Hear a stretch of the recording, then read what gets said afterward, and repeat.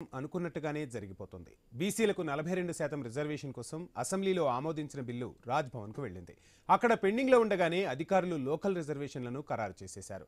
మొత్తంగా అధికార ప్రతిపక్షాల మధ్య మాటల యుద్ధం కూడా కొనసాగుతున్న పరిస్థితి. ఇక సర్పంచులు, వార్డు మెంబర్లు, జెడ్పీటీసీ, ఎంపీటీసీ, ఎంపీపీ, జెడ్పీల రిజర్వేషన్లు ఫైనల్ చేసింది. 3 దశల్లో ఎన్నికలు నిర్వహించాలని ప్రణాళిక సిద్ధం చేసింది సర్కార్. అంతే, మధ్యలో ట్విస్ట్ చోటు చేసుకుంది. మాధవరెడ్డి అనే వ్యక్తి బీసీ రిజర్వేషన్లు రాజ్యాంగ విరుద్ధమంటూ హైకోర్టులో పిటిషన్ వేశారు. విచారణకు స్వీకరించిన కోర్టు బిల్లు గవర్నర్ ఆమోదం పొందకుండానే ఎలా జీవో ఇస్తారంటూ ప్రభుత్వాన్ని ప్రశ్నించింది. చట్ట ప్రకారమే ముందుకు వెళ్లాలని సూచించింది. అవసరమైతే ఎన్నికలు వాయిదా వేసుకోవచ్చని సలహా కూడా ఇచ్చింది. ఒకవేళ నోటిఫికేషన్ ఇచ్చినా మెరిట్ పద్ధతిలో విచారణ చేపడతామంటూ హెచ్చరిక ధోరణిలోనే వ్యాఖ్యలు చేసింది ధర్మాసనం. ఇలాంటి టైంలో ప్రభుత్వానికి పలు ప్రశ్నలు ఎదురవుతున్నాయి. కోర్టు వ్యాఖ్యలను బట్టి చూస్తే చట్ట పరిధిలో వెళ్లని పక్షంలో ఎన్నికలనైనా ఆపుతామన్న కోణంలో కమెంట్ చేసింది కోర్టు. అంటే ప్రభుత్వం ఎన్నికల షెడ్యూల్ విడుదల చేసినా న్యాయ సమీక్షలో నిలుస్తుందా అన్న అనుమానాలు కూడా కలుగుతున్నాయి. గవర్నర్ దగ్గర పెండింగ్లో ఉన్న బిల్లు ఏదో నిర్ణయం వచ్చే వరకు ఎదురు చూడాల్సిందే అన్న సందేహాలు కూడా వ్యక్తం చేసిందంటున్నారు. అయితే సుప్రీంకోర్టు తీర్పు ప్రకారం అసెంబ్లీ బిల్లు పంపిన తర్వాత 3 నెలల్లో గవర్నర్ ఏదైనా నిర్ణయం తీసుకోవాలి. లేని పక్షంలో ఆ బిల్లు ఆమోదం తెలిపినట్టే భావించాలని సుప్రీంకోర్టు తీర్పు ఇచ్చింది. అయితే సుప్రీంకోర్టు తీర్పు ప్రకారం మరో 2 నెలల్లో గవర్నర్ నిర్ణయం చెప్పాల్సి ఉంది. ఆలోపు ఆగి ఏదైనా నిర్ణయం తీసుకోవచ్చన్న ఆప్షన్ కూడా ప్రభుత్వం ముందుంది. గవర్నర్ బిల్లును ఆమోదించకుండా తిప్పి ప్రభుత్వానికి పంపినా మళ్లీ ప్రభుత్వం గవర్నర్కు పంపుతుంది. అలా 3 సార్లు పంపినప్పుడు గవర్నర్ ఆమోదించాల్సిన పరిస్థితి ఎదురవుతుంది. ఈ ప్రక్రియ కూడా పూర్తి కావడానికి 7 నెలల సమయం పట్టొచ్చంటున్నారు రాజకీయ విశ్లేషకులు. ఇలాంటి టైంలో ప్రభుత్వం కోర్టు వ్యాఖ్యలతో ఎదురుచూసే ధోరణితో ఉంటుందా లేదా మొండిగా ముందుకు వెళ్తుందా? అప్పుడు కోర్టు చివాట్లు పెడితే పరిస్థితి ఏంటి? జీవో ఎంతవరకు పనిచేస్తోంది? జీవో విడుదల చట్టబద్ధమేనా? హైకోర్టు లేవనెత్తిన కీలక ప్రశ్నలకు ప్రభుత్వ సమాధానమేంటి? గవర్నర్ ఆమోదం వరకు ఎన్నికలు వాయిదా వేస్తుందా? అలా దాదాపు 8 నెలల వరకు ప్రభుత్వం ఎదురు చూస్తుందా? లేక ఈలోపు సుప్రీంకోర్టు గవర్నర్, రాష్ట్రపతి అధికారాలపై తీర్పు ఇస్తుందా? అప్పుడే ఎన్నికలకు వెళ్తుందా అనే చర్చ ఇప్పుడు జరుగుతోంది.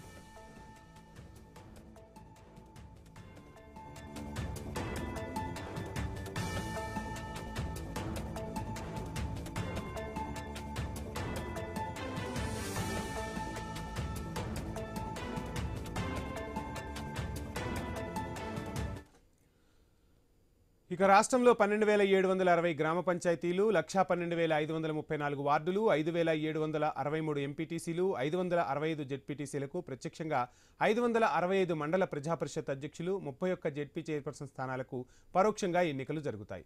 సో మొత్తం పంచాయతీల్లో 100% ఎస్టీలు ఉన్న పంచాయతీలు 1248, షెడ్యూల్ ప్రాంతాల్లోనివి 1289, ఇతర ప్రాంతాల్లోనివి 10,223 ఉన్నాయి. రాష్ట్రంలో 11 గుర్తింపు పొందిన పార్టీలు, 31 నమోదైన పార్టీలు తమ గుర్తులపై జెడ్పీటీసీ, ఎంపీటీసీ ఎన్నికల్లో పాల్గొంటాయి. మొత్తంగా స్థానిక సమరంలో అనేక చిక్కుముడులు ఎదురవుతున్న పరిస్థితి. ఈ చిక్కుముడులను ప్రభుత్వం ఏ విధంగా దాటుకుని ముందుకు వెళ్తుంది? కోర్టు ఆంక్షలు విధిస్తున్న పరిస్థితి. ఈ నేపథ్యంలో ప్రభుత్వం ఏ విధంగా ముందుకు వెళ్ళబోతుంది? స్థానిక సంస్థల ఎన్నికలకు గ్రీన్ సిగ్నల్ వచ్చినట్టేనా? స్థానిక సంస్థల ఎన్నికలు మరలా వాయిదా పడతాయా? ఈ అంశాలకు సంబంధించి డీటెయిల్స్ అందించేందుకు మా ఇన్పుట్ ఎడిటర్ శ్రీకాంత్ జాయిన్ అవుతున్నారు. శ్రీకాంత్, చూస్తున్నాం తెలంగాణలో స్థానిక సంస్థల ఎన్నికలపై రకరకాల చిక్కుముడులు, అనేక ప్రశ్నలు, అనేక చర్చలు జరుగుతున్న పరిస్థితి. ఇప్పుడు ఓవైపు కోర్టు, మరోవైపు ప్రభుత్వం, అదేవిధంగా గవర్నర్. ఈ త్రికోణంలో ఎవరు పైచేయి సాధిస్తారు? స్థానిక ఎన్నికలకు వెళ్లే అవకాశాలు కనిపిస్తున్నాయా? లేదు వాయిదా పడే సూచనలే కనిపిస్తున్నాయా? ప్రభుత్వం ఏ విధంగా ముందుకు వెళ్ళబోతుంది? డీటెయిల్స్ ఏంటి? ప్రస్తుతానికి ఉన్నటువంటి పరిస్థితులు అంటే కోర్టు కూడా చాలా నిన్న వేసినటువంటి ప్రశ్నలు అంటే ఈ లోపు సమయం కావాలని కోరుతున్నారు. ప్రస్తుతానికి మీరు ఈ విషయాన్ని వాయిదా వేయని చెప్పినా కానీ ఈ లోపు ఎన్నికలకు వెళ్ళం అన్నటువంటి గ్యారెంటీ ఇవ్వగలుగుతారా అని నిన్న కోర్టు కూడా ప్రశ్నించడం జరిగింది. కోర్టు ప్రధానంగా ఒకటే చెప్పింది, చట్టంలో ఏదైతే పంచాయతీ చట్టంలో 285A సెక్షన్ ఉందో దాన్ని ప్రభుత్వం ఇంతవరకు సవరించలేదు. అది గవర్నర్ దగ్గర పెండింగ్లో ఉంది. సో దాని మీద కేవలం బిల్లు మాత్రమే తీసుకురావడం జరిగింది. ఇది ఇంకా ఆమోద ముద్ర పడలేదు.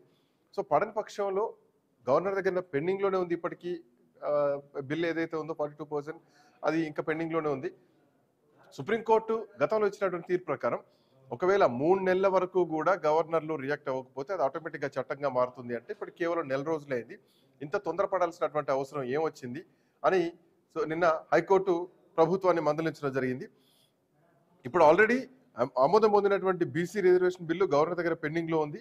ఇప్పటికిప్పుడు జీవో తీసుకురావాల్సినటువంటి అవసరం ఏమొచ్చిందంటూ కూడా ప్రభుత్వం ప్రధానంగా దీనిపైన నిన్న క్లారిటీ ఇవ్వడం జరిగింది. మోరోవర్ 42% రిజర్వేషన్ అమలు చేస్తూ స్పెషల్ జీవో ఇచ్చి 285A సెక్షన్ మేము సవరిస్తూ ముందుకెళ్తామన్నా కానీ సవరించిన దానికి ఇంకా అమెండ్మెంట్ అవ్వలేదు. అవ్వకుండానే ఎట్లా వెళ్తారు? 12% రిజర్వేషన్ అనేది ప్రధానంగా ఉన్నటువంటి ప్రశ్న. గతంలో ఉన్నటువంటి కోర్టు తీర్పులు కానీ, గతంలో కూడా మహారాష్ట్రలో ఒకానొక సందర్భంలో ఎన్నికలు కూడా జరపడం జరిగింది. సో ఎన్నికలు జరిపినటువంటి క్రమంలో ఆ ఎన్నికలు కూడా రద్దయినటువంటి క్రమం కనిపించింది. సో ఇప్పుడు ఈ అంశం ఆల్రెడీ కోర్టు పరిధిలోనే ఉంది. ఒకవేళ ఎన్నికలకు షెడ్యూల్ వచ్చినా కానీ ఈ కోర్టు విచారణ మాత్రం నడుస్తూనే ఉంటుందంటూ కూడా నిన్న హైకోర్టు చెప్పడం జరిగింది. హౌస్ మోషన్ నిన్న దాఖలు చేసినటువంటి క్రమంలో ప్రత్యేక బెంచ్ దీనికి సంబంధించి నిన్న వాదనలు వినడం జరిగింది. దానిపైన కోర్స్ మళ్ళీ నెక్స్ట్ అక్టోబర్ 8కి దీనిపైన పూర్తి స్థాయిలో చర్చిస్తూ ఉన్నారు. అంటే స్టే పడకుండా ఉండాలని బీసీ సంఘాలు కోరుతున్నాయి. ఒకవేళ స్టే పడితే కనుక మళ్ళీ అది ఇంకో రకమైనటువంటి ఇబ్బందులు తలెత్తేటువంటి అవకాశం ఉంటుంది. రైట్, శేషు సార్ ఉన్నారు మనతో పాటు, రాజకీయ విశ్లేషకులు. శేషు సార్ నమస్తే. శ్రీకాంత్ నమస్తే. శేషు సార్ వస్తాను మీ దగ్గరికి. బిఫోర్ దట్ కరెస్పాండెంట్ స్వామి కూడా అందుబాటులో ఉన్నారు. స్వామి, గుడ్ ఆఫ్టర్నూన్.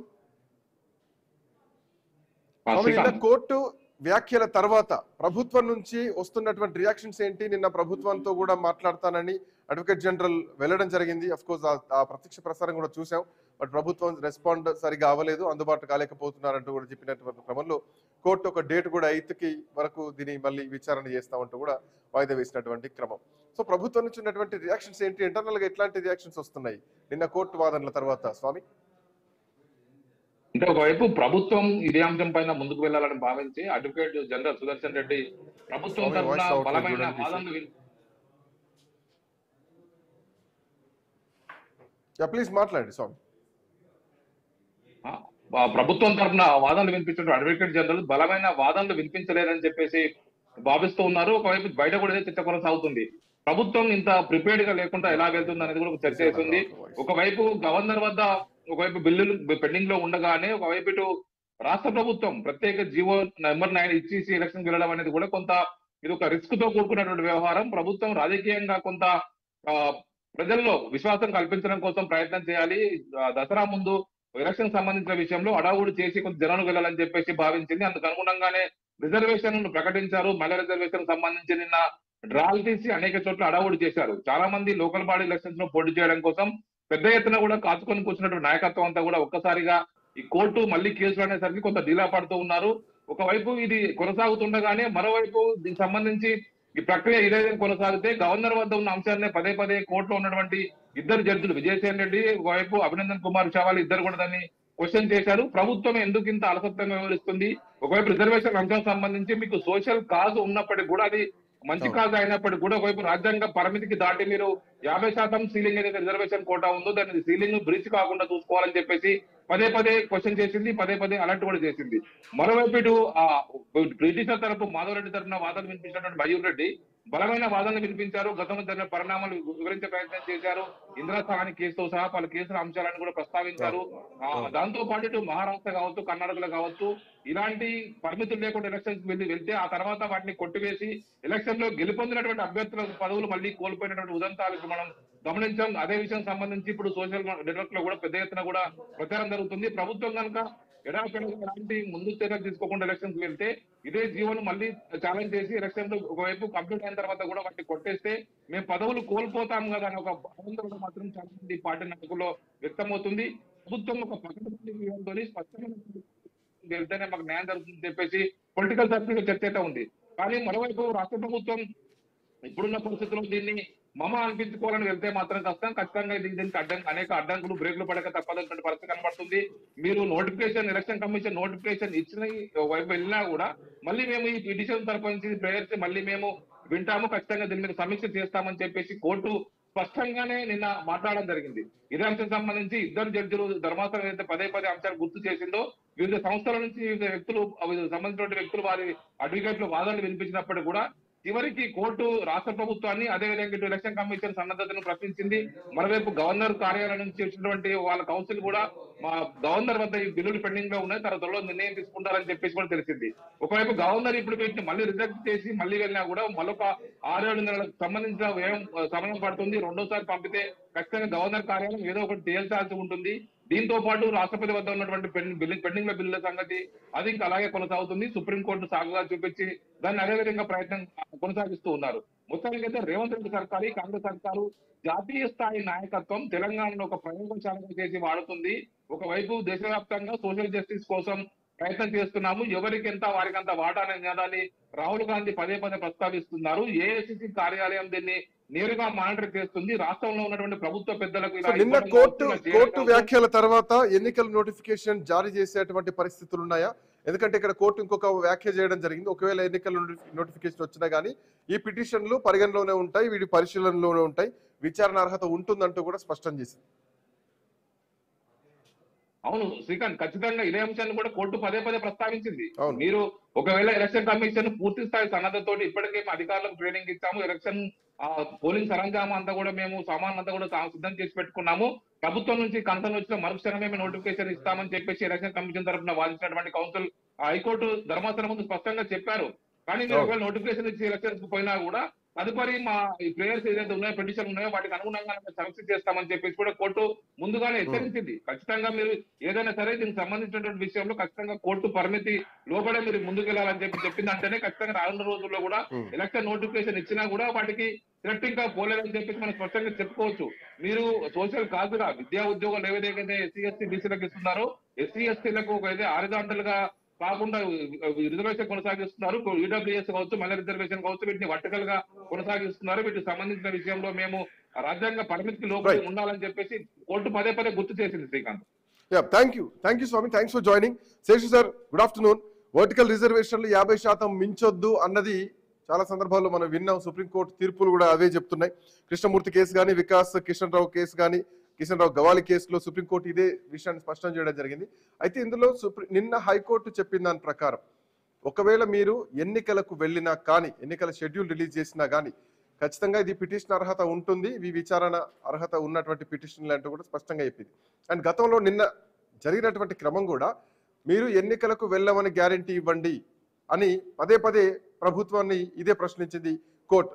సో ఇప్పుడు ప్రభుత్వం ఏ ఉద్దేశంతో ఈ నోటిఫికేషన్ జారీ చేయడానికి ఈ జియో సిద్ధం చేసింది, ప్రభుత్వం ముందున్నటువంటి ఆప్షన్స్ ఏమున్నాయని భావించింది, కోర్టు హౌస్ మోషన్ వేసిన తర్వాత ఇప్పుడు ప్రభుత్వం ఆలోచన ఎట్లా ఉండబోవచ్చు కోర్టు చేసిన కామెంట్స్ ని బట్టి చూస్తే? శేషు సార్. శ్రీకాంత్, ఇప్పుడు ఒక విషయాన్ని మనం గమనించాలా. ఇప్పుడు తెలంగాణ రాష్ట్ర ప్రభుత్వము తనకి తాను పంచాయతీ ఎన్నికలు పెడుతుందా, స్థానిక సంస్థల ఎన్నికలు పెడుతుందా, లేకపోతే కోర్టు ఆదేశాల మేరకు పెడుతుందా? కోర్టు ఆదేశాల మేరకే కదా. సెప్టెంబర్ 30 లోపు మీరు ఎన్నికలు పెట్టాలని తెలంగాణ హైకోర్టు ధర్మాసనం సూచన మేరకే వీళ్ళు ఎలక్షన్స్ కి సిద్ధమవుతున్నారనే విషయం గమనించాలి. అంటే హైకోర్టు ఎన్నికల విషయంలోనే జోక్యం చేసుకుంటే ఎన్నికలలో జరిగేటటువంటి తప్పొప్పుల పైన లేకపోతే రూల్ ఆఫ్ రిజర్వేషన్స్ పైన జోక్యం చేసుకోకుండా ఉంటదని మనం ఎలా అనుకుంటాం? ఖచ్చితంగా జోక్యం చేసుకుంటది కదా. ఎన్నికల విషయంలోనే జోక్యం చేసుకున్న ప్రభుత్వము ఆ ఎన్నికల్లో జరిగేటటువంటి తప్పొప్పుల పైన జోక్యం చేసుకుంటుందా, చేసుకోదా? ఇంకొక విషయం సార్, మమ అనిపించుకోవడం వేరు, బట్ ఎన్నికల షెడ్యూల్ రిలీజ్ అయిన తర్వాత కోర్టులు ఇన్వాల్వ్ అయినటువంటి దాఖలాలు వేరు. బట్ ఈ అంశాన్ని ప్రధానంగా కోర్టు నిన్న చాలా క్లియర్ గా చెప్పింది, ఇవి పిటిషన్ అర్హత ఉంటుంది అంటే ప్రభుత్వం పైన ఏదో కొన్ని అనుమానాలని నోటిఫికేషన్ వచ్చేటువంటి అవకాశాలు ఉన్నాయి కాబట్టి ఈ పాయింట్ ని స్పెసిఫిక్ గా మెన్షన్ చేసినట్టు కనిపించింది. ఇది ఒక అంశం పక్కన పెడదాం మనం. ఇంకొక అంశం ఏంటంటే, ఇప్పుడు సపోజ్ ఏ పోటీ పరీక్ష అయినా ROR పాటించకుండా, రూల్ ఆఫ్ రిజర్వేషన్ పాటించకుండా ఒక ప్రభుత్వం కానీ ప్రభుత్వ సంస్థ కానీ పరీక్ష పెడితే ఆ పరీక్షలు రద్దయినటువంటి సంఘటనలు మనం చూసాం కదా. గ్రూప్ 1 2 సార్లు ప్రిలిమ్స్ రద్దు చేసినటువంటి సంఘటనలు చూసాం కదా. మరి అది ఎన్నికలకు కూడా వర్తిస్తుంది కదా. ఇప్పుడు పరీక్షలకు వర్తించినటువంటి రూల్ ఆఫ్ రిజర్వేషన్ ఇప్పుడు మీకు ఎన్నికల్లో కూడా రూల్ ఆఫ్ రిజర్వేషన్ పాటించకుండా మీరు ఎన్నికలు పెడితే కోర్టుకి ఆ ఎన్నికలు రద్దు చేసే అధికారం ఉంది. గతంలో చేసింది కదా మహారాష్ట్రలో. ఆ విధమైన అదే అందుకని ఆంధ్రప్రదేశ్ లో ఉన్నటువంటి స్టేట్ ఎలక్షన్ కమిషన్ ప్రభుత్వము నోటిఫికేషన్ ఇచ్చినప్పటికీ కూడా అప్పుడున్నటువంటి పరిస్థితులు, కరోనా పరిస్థితుల దృష్ట్యా ఎన్నికలు జరపకుండా ఆపినటువంటిది కోర్టు జోక్యం చేసుకున్నటువంటి పరిస్థితులు మనం చూసాం కదా.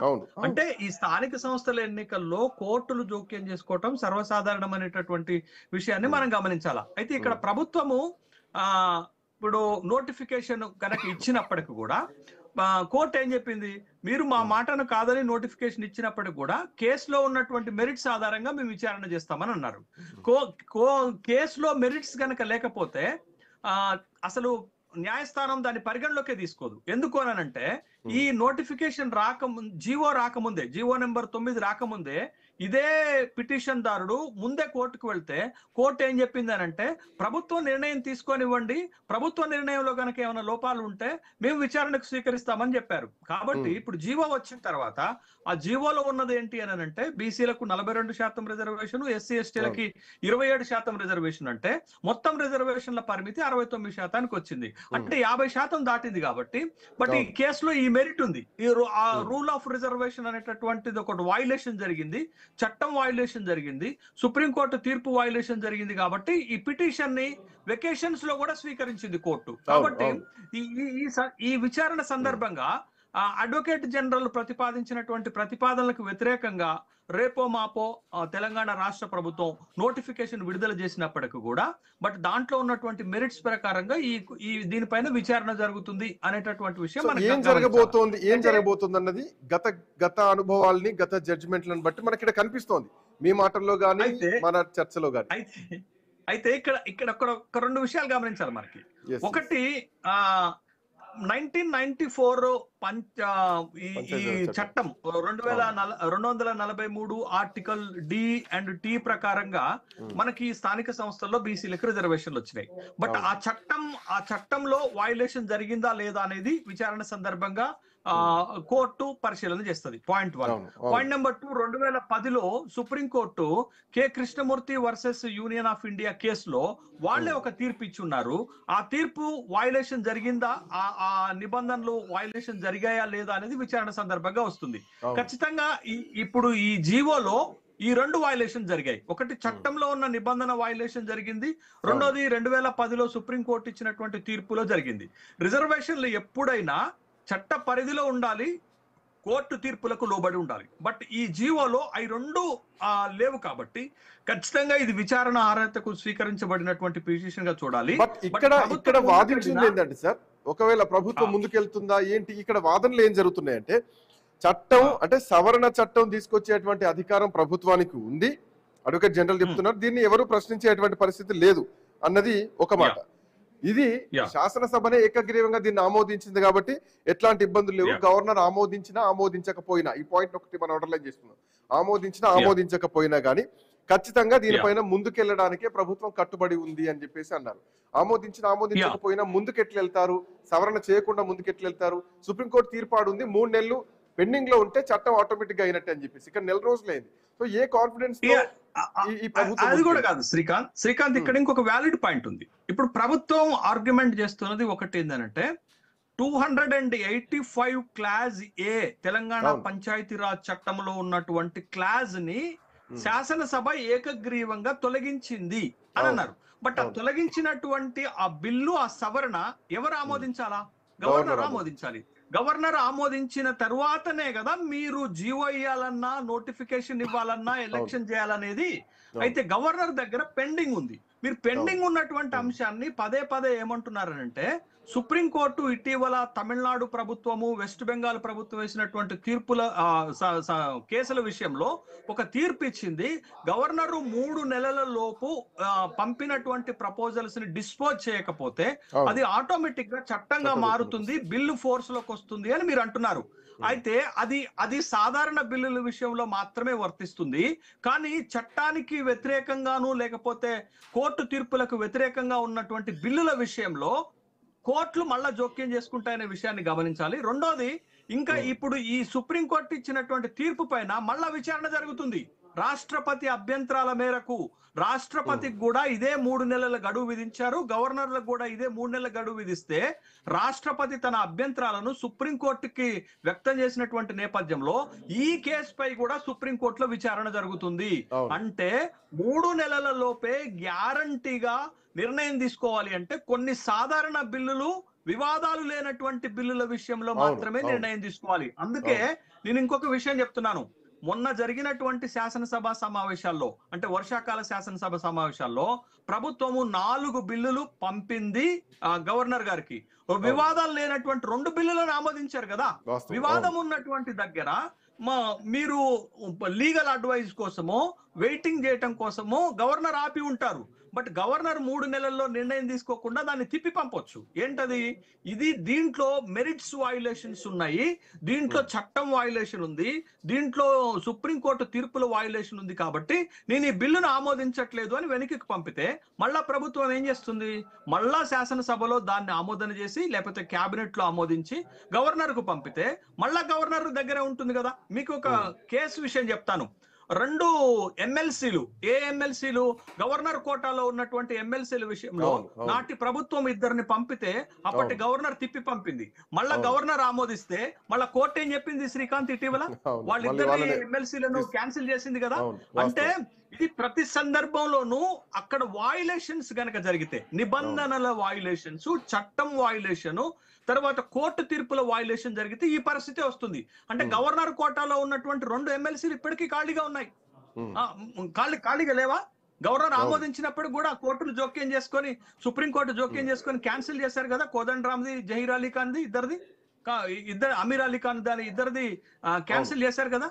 కాబట్టి ఇప్పుడు ఈ కేసు విషయంలో కూడా GO number 9 42% reservation for BCs in local bodies విషయంలో కూడా ఇది కోర్టు తుది తీర్పుకు లోబడే ఉండాల్సి ఉంటుంది. బట్ ఇప్పుడు దీంట్లో ఈ నిర్ణయం ప్రకారం ఇప్పుడు ప్రభుత్వం ఏ నిర్ణయం తీసుకోబోతోందని మనం ఊహించవచ్చు. ఎందుకంటే ఒకవేళ ప్రభుత్వ నిర్ణయం రాజ్యాంగ విరుద్ధం అయితే గనక ఇది ఖచ్చితంగా దీనిపైన విచారణ జరపొచ్చు అని వాదిస్తున్నటువంటి పరిస్థితి. ఇంకో దిక్కు ఎన్నికల సంఘం సిద్ధంగా ఉంది, ప్రభుత్వం నుంచి ఆమోదం వస్తే గనక మేము ఎన్నికలు జరపడానికి సిద్ధంగా ఉన్నాం అని చెప్పేసి ఎన్నికల సంఘం వాదిస్తోంది. కోర్టు ఒక క్లాస్ పెట్టి ఉంది, అక్కడ కోర్టు ఒక స్టార్ మార్క్ ఇచ్చి కండిషన్ సప్లై అని పెట్టుంది. ఎన్నికలకు వెళ్లే పరిస్థితులు కనిపిస్తున్నాయి. పోతే ఇక మీరు అన్నట్టు మళ్ళీ ఆంధ్రప్రదేశ్ సీను, మహారాష్ట్ర సీను ఇవన్నీ సుప్రీంకోర్టు వరకు వెళ్ళేటువంటి పరిస్థితులు కూడా కనిపిస్తున్నాయి. ఒక చిక్కుముడిని ప్రిపేర్ చేస్తున్నట్టు కనిపిస్తుంది. తెలిసి నో చిక్కుముడి ఏముండదు శ్రీకాంత్. ఇది విచారణ సందర్భంగా కోర్టు, హైకోర్టు స్పష్టమైనటువంటి సూచనలు రాష్ట్ర ప్రభుత్వానికి చేస్తుంది. ఎన్నికలు పెట్టమని ఎలా స్పష్టమైనటువంటి సూచన చేసిందో, మీరు తీసుకున్నటువంటి జీవోలో తప్పులున్నవి, దీని ప్రకారం ఇలా ఎన్నికలు నిర్వహించడానికి వీల్లేదని ఒక స్పష్టమైనటువంటి సూచన రాష్ట్ర ప్రభుత్వానికి చేస్తుంది. అయితే ఇప్పుడు రాష్ట్ర ప్రభుత్వం గాని, స్టేట్ ఎలక్షన్ కమిషన్ గాని చేస్తున్నది ఏంటంటే ఎన్నికల ప్రక్రియను ముందుకు తీసుకుపోతున్నారు. మీరు ఇక్కడ గమనించాల్సింది ఏంటంటే అందరికీ అనుమానం వస్తుంది ఇక్కడే. ఎన్నికల ప్రక్రియ ఏంటంటే కోర్టు ఏ ఆదేశాలు ఇచ్చినా, అంటే 42%తో పెట్టమన్నా పెట్టడానికి సిద్ధం, 23%తో పెట్టమన్నా పెట్టడానికి సిద్ధంగా ఉండే ఏర్పాట్లు జరుగుతున్నాయి. బట్ నోటిఫికేషన్ ఎట్లున్నా గానీ కోర్టు తుది తీర్పుకు లోబడే ఎన్నికలు జరుగుతాయనేటటువంటి విషయాన్ని మనం గమనించాలా. కాబట్టి ఇప్పుడు ప్రభుత్వం గాని, స్టేట్ ఎలక్షన్ కమిషన్ గాని సమాయత్తం అవుతుంది. బట్ 42% రిజర్వేషన్ తోటి అయితే ఈ విధంగా ఎన్నికలు జరుగుతాయి, 23% రిజర్వేషన్ తోటి అయితే ఈ విధంగా ఎన్నికలు జరుగుతాయి అని వాళ్ళు ప్రిపేర్ చేసుకుంటున్నారు. బట్ బయటికి అవుట్కమ్ లో మనకి ఏం కనపడుతుందంటే government has to prepare conduct the election for 42% reservation. But internal గా వాళ్ళు ఇంకొక ఎక్సర్సైజ్ చేసుకుంటున్నారు. ఏం చేసుకుంటున్నారంటే 23% రిజర్వేషన్లతో, అంటే బీసీలకు 23%, ఎస్సీ ఎస్టీలకు 27%, మొత్తం 50% రిజర్వేషన్లతో కూడా ఎన్నికలు నిర్వహించడానికి వాళ్ళు తయారవుతున్నారు, సిద్ధపడుతున్నారు. బట్ ఇది మొత్తం ఎలక్షన్ ఎప్పుడు జరుగుతుంది? తుది తీర్పు, కోర్టు తుది తీర్పుకు లోబడే జరుగుతుంది. ఇప్పుడు కోర్టు పరిధిలో ఎన్నికల అంశం ఉందా లేదా? ఉన్నది కదా. జీవో నెంబర్ 9 పైన కోర్టులో ఛాలెంజ్ చేశారా లేదా? చేశారు కదా. బట్ ఆ తీర్పు రాకుండా ఎన్నికలకి ప్రభుత్వం ఎట్లా పోతుంది? పోలేదు కాబట్టి. బట్ తుది తీర్పు హైకోర్టు ఏది ఇస్తే 42%తో పెట్టుకోమంటే ప్రభుత్వం రెడీగా ఉంది, ఎస్ఈసి రెడీగా ఉంది. మీరు 50% పెట్టుకోమని అంటే 50%తో కూడా ఎన్నికలు జరపడానికి సిద్ధంగా ఉన్నది. బట్ ఆ తయారీ జరుగుతుంది, ఆ ప్రిపరేషన్స్ జరుగుతున్నాయి. బట్ ఇక్కడ ఏం జరుగుతుంది అని అంటే పెద్ద గందరగోళం మొత్తం కూడా గ్రామీణ ప్రాంతాల్లో జరిగిపోతుంది. ఎన్నికలు అసలు ఎట్లా జరుగుతాయి, ఎన్నికలు జరుగుతాయా లేదా అనేటటువంటిది. ఇప్పటికే శ్రీకాంత్ ఒకటే మాట, స్థానిక సంస్థల ఎన్నికల్లో రిజర్వేషన్ తేలకపోవటం వల్లనే కదా మహారాష్ట్రలో 2022 నుంచి ఇప్పటి వరకు ఎన్నికలు జరగలేదు కదా. బట్ మనకి చాలా ఎక్స్పీరియన్సెస్ ఉన్నాయి, మనకి చాలా విషయాల్లో మనకి ఒక స్పష్టత కనపడుతున్నప్పుడు మనం ఇక్కడ ఒక కంక్లూజన్ కి రాలేకపోతున్నాం అని అంటే అది ప్రభుత్వం చేస్తున్నటువంటి ఒక గందరగోళ విషయంగా భావించాల్సినటువంటి అవసరం. చాలా రాష్ట్రాల్లో, మహారాష్ట్ర, మధ్యప్రదేశ్ లాంటి కొన్ని రాష్ట్రాల్లో కూడా కేవలం రిజర్వేషన్లు అడ్డు పెట్టుకుని ఎన్నికలు జరిగిన సందర్భాలు ఉన్నాయి. మొత్తం భారతదేశంలో ఉన్నటువంటి లోకల్ బాడీ ఎలక్షన్స్ అన్ని కూడా ఈ విధమైనటువంటి సమస్యలు ఎదుర్కోవటానికి వాస్తవం, ఒకటే కారణం, వాస్తవం. ఓబీసీలు బీసీల రిజర్వేషన్ల సమస్యను అడ్డం చేయలేకపో- పెట్టుకునే వీళ్ళు ఎన్నికలు వాయిదా వేయడానికి ప్రయత్నం చేస్తున్నారని కోర్టులు భావిస్తున్నాయి కాబట్టి కోర్టులు తీర్పిస్తున్నాయి. మీరు చూడండి, మధ్యప్రదేశ్ వాస్తవం. కోర్టు ఒక తీర్పు ఇచ్చింది. ఏదది? Suresh Mahajan versus of Madhya Pradesh court కూడా ఇదే కేసులో ఏం తీర్పిచ్చిందనంటే, బీసీల రిజర్వేషన్లు తేలకపోయినా మీరు ఎన్నికలు నిర్వహించాల్సిందే అని చెప్పారు.